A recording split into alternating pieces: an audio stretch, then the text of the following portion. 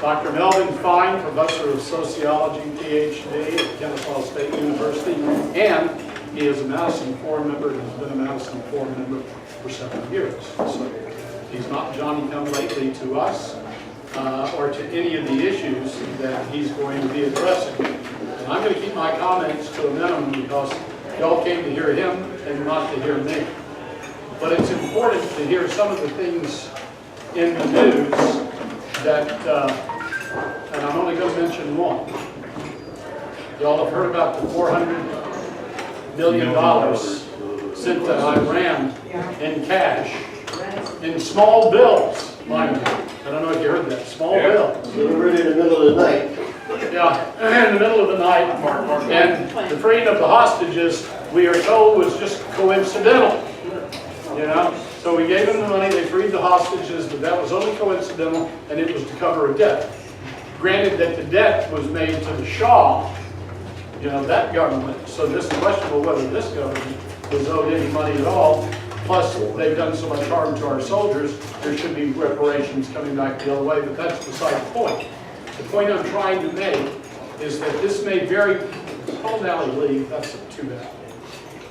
He had something that he had to do, but I really would love for him to give his comment. But what this may do is set a precedent for drug deals. You know, it's against the law to sell the drugs, dealing, right? That carries another penalty far beyond the possession of the drugs. So how long will it be before we see a drug deal going down and the defense attorney saying, look, this guy just owed the dealer money. That was a separate business thing. He's owed him money for a long time and he was paying him back. They had a meeting. And the drug dealer was just giving him some free drugs. You know, totally. There was no sale involved. And as a precedent, we look at the national precedent set by the president. No quid pro quo, no money for this. It was just circumstantial. So if any of you are ever caught dealing in drugs, which I'm afraid again, you have a ready defense. You have a precedent. No, it wasn't selling. The guy owed me money, and the drugs was just a favor to him. Right? Political than they were. I owe him Yeah. He was just careless with his money. Just owed him money. So anyway. So therefore, that can cover the whole thing of bribes. I wasn't bribing him, I owed him money. There you go. You know? And if he decided he wanted to do something nice for me, it was unrelated to the money. That's what lobbyists do all the time. Of course, they get paid for it, but that's another story. So let me not take up any more time because you came to hear Dr. Melvin Fein. We really appreciate you being here. Thank Dr. Madison for this. Thank you. Okay, folks. All right. Let me see where I've been today. You know we're in a political mess. You know that people are unhappy with both of the candidates for president. You also know that nobody knows what to do about it. We've had a recent poll that said that over 70% of Americans think that the country is going in the wrong direction. We've certainly been stuck in a rut for a long time.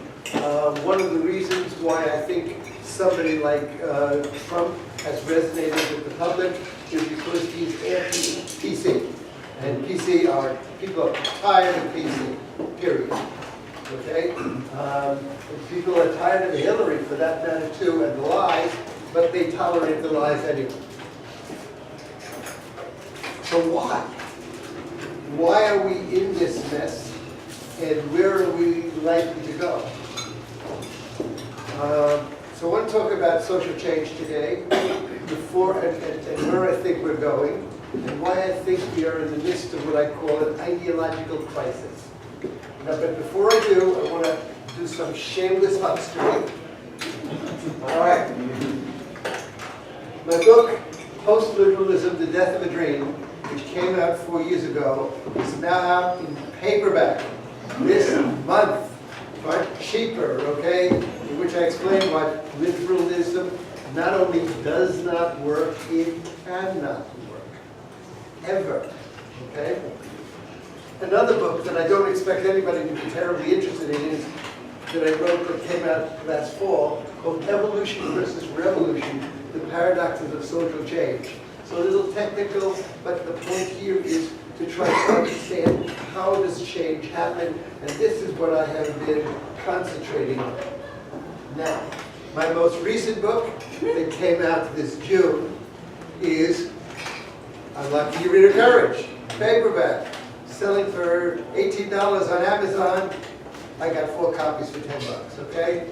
My point in this is that in order to be successful in our society, we need courage. You need courage for work, you need courage for family. If you don't have courage, if you're a cupcake or a snowflake or whatever else, you're not going to succeed, okay? So this is a what you can do about it type of book meant for the general public. All right. Just this morning, I was working on, well, I've got another book I'm married to and trying to sell. I write books. What I'm working on this morning is called, and here is about where I think I'm going. Let me explain. You all know the Marxist kind of analysis about the way history it moves, okay? You know, the primitive communism and then you get the Asiatic system and the slave system and feudalism and then capitalism and ultimately we get socialism. It's based upon the notion that change happens because social classes are fighting over the means of production, okay? And ultimately it's going to lead to socialism. This, by the way, is a fundamental tenet of liberalism. I mean, my God, we just had Bernie Sanders, who openly admits that he's a socialist, and lots of Democrats are happy to have him do so. So they really believe that this is where we're going. You get it from Obama too. You know, it's the arrow in history. This is where we're headed. It's inevitable. You can't stop it. I am saying they got it all wrong. They just got it totally screwed up. And so I'm looking at this from a totally different point of view. You see, here's an interesting sociological fact, a very interesting sociological fact. We, as a species, started out living in small groups. Okay? Prior to about 12,000 years ago, all human beings lived in groups of no more than about 150 people. They were hunter-gatherers. This is the kind of world that we evolved to live in. A world in which everyone knew everyone else. In fact, most of us were related to one another. Strangers, in fact, were apt to be killed because they were not trusted. But look at us. We don't live in that kind of world at all. We live in a world of millions of people, hundreds of millions of people, in fact, billions of people. How is it possible that this kind of huge society evolved? This did not happen with any other mammals. Period. I mean, chimpanzees, they live in small groups, they always have. What enabled us to do this? How can we live together without killing each other? You know, folks, I remember growing up with a sister who was a little more than 2 years younger than I was. We fought like cats and dogs. And we were siblings. How is it that we're able to get along with people we don't care about, strangers? It seems to me that to understand human history, you've got to understand the ways that we learn to live together. One of the first ways that we learned to live together was as families. And we expanded the family to the tribe, so that the tribe was like a larger family in which we treated people as if they were siblings, etc. But you know, when society got into the mediums, that didn't work. And by the time you got to the Roman Empire, it was an empire in the sense that there were lots of people who didn't even speak the same language. You needed glue to hold them together. And the glue that held them together was religion. Christianity took over in the Roman Empire because it was a universal religion to which everyone could belong, and the early Christians prided themselves on treating people as if they were members of the family. Charity, the greatest thing, love of everybody. What I'm doing is I'm now reconceptualizing this and calling this spiritual collectivism. That is collectivism, we're all one group, to understand ourselves in nature as part of the group, and we do this as part of a large spiritual family. We're all children of God. But eventually, as the world changed, as the world became more commercial, buying and selling things in the marketplace, by the time you get to the Renaissance, this begins to erode a little bit, and people start thinking of themselves not just as members of the group, but people start thinking of themselves as individuals. This is what business people have to do. They make deals as individuals. They have to have the ability to make independent decisions. And so the individual becomes much more important. And now, in terms of enlightenment, we develop a new way of dealing with one another in terms of buying and selling and being dependent this way. And I'm calling this market individualism. And market individualism is part of the legacy of the United States, with rugged individualism, going out on the frontier, starting your own business, becoming successful, taking pride in your achievements. The problem with this was that eventually a few folks got to be super rich. And indeed, super rich, they could exercise power over others. I'm thinking about the Rockefellers and the Carnegies and the Morgans and so forth. And people became nervous and they wanted protection and they turned to the government. And the government came in with its rules and regulations and programs and what have you. It was going to be the protector of the little people. Now I'm calling this bureaucratic collectivism, not liberalism, bureaucratic collectivism, because this way of holding people together could not have developed had we not developed bureaucracies. Bureaucracies came because of large government, of private organizations. You couldn't have a Standard Oil if you didn't run it as a bureaucratic thing. So now with this tool, the government had the ability to exercise mass control. And ever since they moved in this direction, they've been exercising more and more control. More rules, more programs, more intrusion into our personal lives, telling us what we can drink, where we can live. I mean, you name it, they keep adding to the domain. Now, I'm saying bureaucratic collectivism is a dead end precisely because of this. Because it not only violates our freedom, it does something else. We live in a mass techno-commercial society. We live in a very, very complicated world with many people doing very complicated jobs where they have to make independent decisions.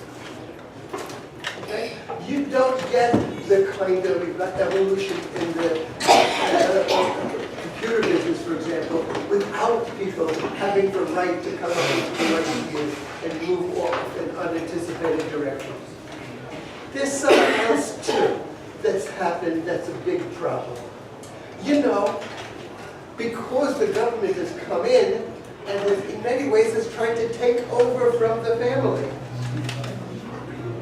through welfare programs and various other kinds of things, and schools and whatnot, the family has decreased in importance. And we now live in a situation where almost half of marriages end in divorce, but more importantly and tragically, almost half of our children are born out of wedlock. Now we know in sociology that the kids who are raised by single parents do less well than other kids in almost any dimension you can think of. Less school, more jobs, worse health, worse mental health, everything. We're being divided into the haves and have-nots, based upon the government trying to do all of this kind of stuff. Plus, our economy is being stultified by all of their regulations. So I'm saying we need to bring back individualism, but can't be market individualism, because we can't have a world in which people do whatever they want. We have to, if we're going to be individuals, we have to be intelligently individuals. We have to know what we are doing. We have to make good decisions. We have to be what I call professionalized. We have to be self-motivated experts in what we do. This, I think, is the direction that we're moving in. And it's not an easy direction to move in, because it does ask that we have courage. In other words, if you are going to make independent decisions, you are going to be taking risks, whether that's in your business, or in your family, or just in ordinary relationships. You have to be able to keep your head and make good decisions. One of the things, I'm promoting two things in particular in support of this. One is emotional maturity. It's long past time that we became grown-ups. You know, we need to be able to control ourselves and to not get so angry or so frightened or so unhappy that we can't think straight. Okay? We need to do that. And oh, by the way, we need families to help children to learn to do that. The government can't do it. I've got to say, colleges can't do it either. All right? When I finish, I'm starting a program in KSU to address this. I'll get to that at the end, okay? The other big thing is, well, I'm losing track of myself. Yes, that's it. Oh, yes. We also need to modify the moral rules that we live under. We need what I'm now calling a principled society. I did talk in Cherokee about this some years ago, in which I'm saying, okay, now, what we need, and we need to believe in seriously, are 5 principles that are absolutely being violated by the bureaucratic collectivists. 1, honesty. What the hell ever happened to honesty? I mean, everywhere you turn, people lie, and people justify the lies. I mean to say, people do the kinds of things that, when I was a kid, had they done these things, I mean, they really would have gone to jail. So, we need honesty. What else we need? We need responsibility, not dependence on the government. We need to be able to make decisions, good decisions, that we intentionally make, and then if things go wrong, accept the blame and fix it. You know, I assume I've been in a room full of successful people. If you're successful, you know you make mistakes, okay? And the deal is, you can't avoid that. But what you need to do is to be honest enough with yourself and have enough courage to fix what's broken. Okay? Next, we need fairness. Fairness. By fairness, I don't mean the social justice stuff and whatever. What I mean by fairness is universality. Same rules for everybody. None of this affirmative action nonsense, okay? In other words, truly, I mean, I don't care about your color of your skin, or your gender, or your age, or your sexual orientation. The rules should be the same, period, okay? And then when you succeed, you get to keep what you earn. You get credit for what you've done. It's none of this business, somebody paved the road and therefore they did it. That's absurd, okay? Next, liberty. We need liberty. Sure, we need liberty. We've been talking about that in this country for a long time. All right? But you've got to understand that liberty, too, has its limitations. Liberty does not mean that you do whatever you want to do. Liberty has to be modified by these other principles. okay? But you need liberty if you're going to have people exercise initiative and come up with new directions and new ideas. People also have a right to control their own destiny, for heaven's sakes. So we should support them. And last, but certainly not least, family. Family. Family is falling apart. Because people want their freedom. Why should I make a commitment? Why should I tie myself down? What's the point of this when I can support myself? You know, if you're a woman nowadays, you really don't need a husband in order to survive. You can do it on your own. You know, you don't need to be pushed around. And you know, if you're a man, you really don't need a wife. You can go to a restaurant, for goodness sakes. You can afford it, okay? And if you want a little extra recreation nowadays, hey, sexual mores being what they are, go for it, you know?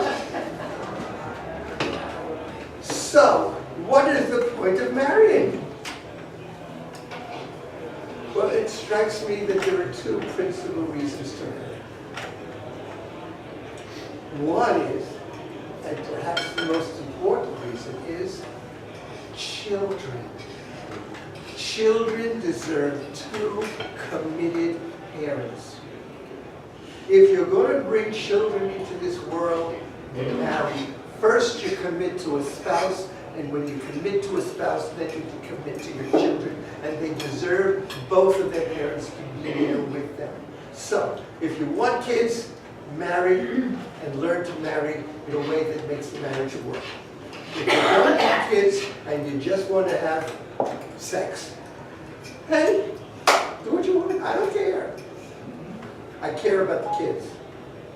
The other thing I care about is Christopher Lash, the historian, talked about a haven in a heartless world.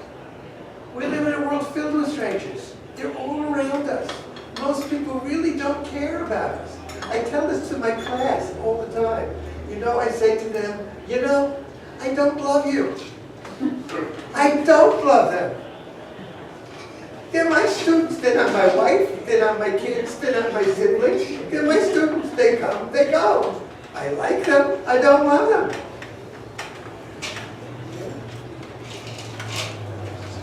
Well, most people don't love me. They're a big fan. So it's sort of like, hey, we need a place in this world where we can go, where people do love us, where people do care about us, where people do understand us, and like us, more than like us, love us despite our weaknesses. Because we all have weaknesses. And you know, if you're in an intimate relationship, your spouse is going to discover that. Can I? Okay. But you need somebody who's going to be with you anyway. But what about feminism?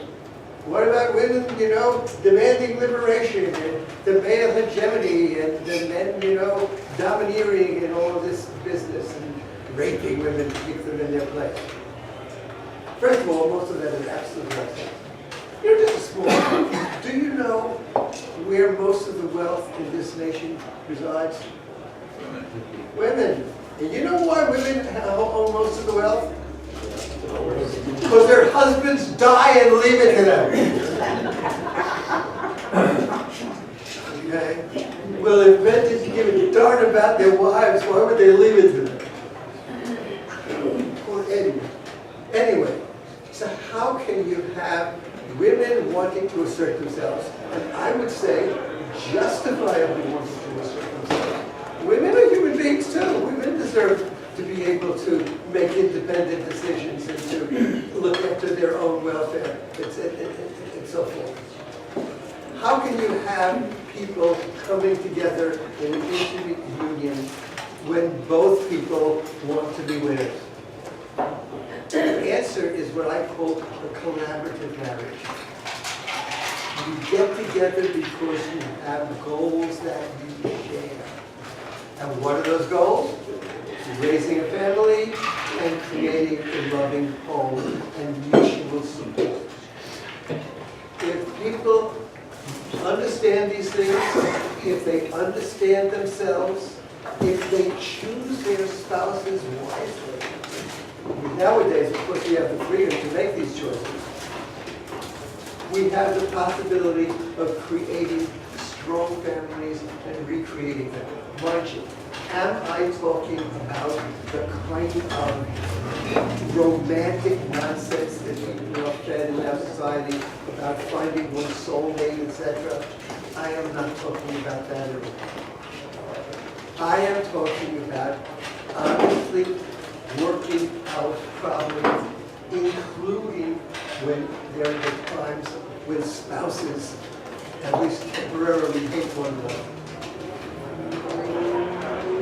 I mean to say, I don't think I've ever met married folks who told me that there was never a moment when they were unhappy with their spouse. You gotta learn to live with these things and work these things out. That's part of the name of the game, and that means we have to become expert at becoming intimate with others as well. Now, I'm assuming that I am not talking about things that you never contemplated yourselves. I'm assuming that we live in this world where we have encountered these problems already. We may not have known quite how to put them together. We certainly have not discovered a way to express them politically. Politically, these things don't get talked about. I just got through writing a column about Hillary. You know, Hillary wrote a book called It Takes a Village. Yeah. Well, what was the village she was talking about? The government, for Christ's sakes. Which is one of the things that's helped undermine our families. Who's calling her out on that? And you know, you listen to the convention, the way she loved her daughter, Chelsea, was by putting little notes in a drawer. Wow. I've always wanted a mother like that.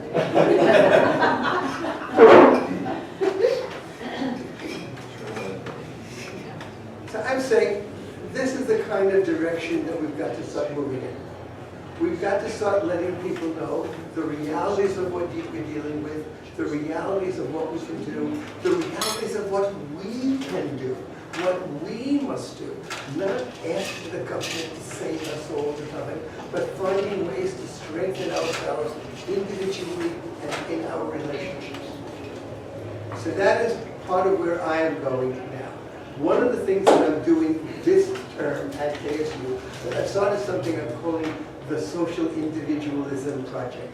The idea is this: if we are going to become social individualists, if we're going to learn to be people who make good, independent decisions, we need to learn how. And who's teaching us? Certainly not college. Our colleges give us cognitive stuff. They don't give us emotional stuff. You don't get emotional maturity in your classes. You get dull as dishwater books to read. So what I'm doing is this. I'm starting workshops. Workshop, what do I mean by workshop? A small group, no more than 12, to deal with particular issues. This term I'm starting with a workshop on courage. Okay? You know? College students certainly need that. I'm also starting a workshop on identity. Who am I and what do I want to be when I grow up? I assure you that college kids are really concerned about this. Okay? Next term, I plan to do a workshop on intimacy. How do you maintain intimacy in this world where really we have all kinds of fantasies out there about how to do it, and people need to learn about it, and they need to learn about it on an emotional level. Not tell people, but help people learn to discover this. So this year, I am in the process of developing these workshops, finding out how I can make them work. Next year from now, what I'm going to be doing is starting to try to reach out and look for volunteers to facilitate these things. In other words, if this works, I want there to be lots of people able to do this and to do it in a way that doesn't cost money for kids who don't have money. Okay? I think that as a society, it's time for us to start being honest about the difficulties in life and starting to help the younger generation learning to be tough enough to deal with those difficulties. Okay? You about ready? Am I about on time? Yes, indeed. Thank you. Did you want to mention this new project that you have coming up? Well, this is the one that I talked about. I'm also going to, this other thing, I talked about also, we're going to, Madison Forum is going to help, I'm going to give some public talks on these things, okay, at KSU. I want to give one definitely on courage. It's got the book, okay? I don't want to give one on marriage. What is marriage about and how does it work or not work? One of the catchphrases I have now, I haven't quite figured out how to handle it, is fairness without feminism. I am adamantly opposed to feminism, which I'm not against the women. I'm not against women at all. I'm not against women being successful. I'm not against women being happy and or being independent. Absolutely not. Okay? But I am against feminism, which I perceive as one of the most selfish kinds of ideological movements we've ever had that is concerned only about the welfare of women.